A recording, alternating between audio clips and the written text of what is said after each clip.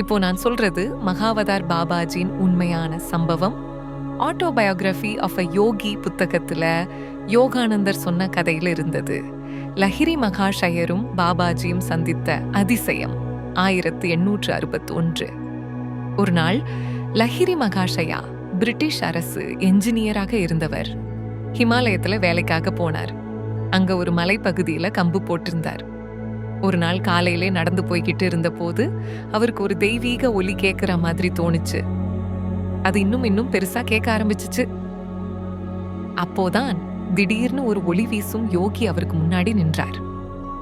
அவர்தான் மகாவதார் பாபாஜி. பாபாஜி சொல்லினார், லஹிரி, நீ ஒரு காலத்துல என் சீடன்.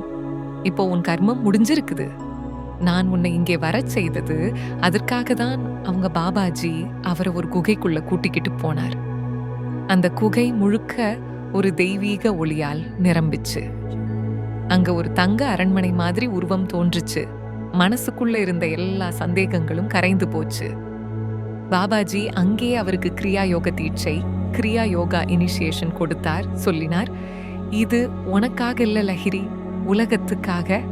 இந்த யோக மூலம் பலருக்கு தெய்வ சிந்தனை மீண்டும் எழும். அப்புறம் லஹிரி கேட்டார், பாபாஜி, நீங்க யாரு? இவ்வளவு வருடங்களாக எப்படி உயிரோட இருக்கீங்க?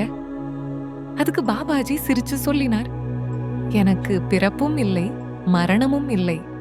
நான் அந்த ஆத்மா, எல்லா உயிர்களிலும் இருப்பவன். அதுக்கு பிறகு பாபாஜி கையை அசைத்ததும் அந்த தங்க அரண்மனை மறைந்துச்சு. குகை மீண்டும் இயல்பாக மாறிச்சு. இதன் அர்த்தம், அந்த நாள்தான் கிரியா யோகம் மறுபடியும் உலகத்தில் பிறந்த நாள்.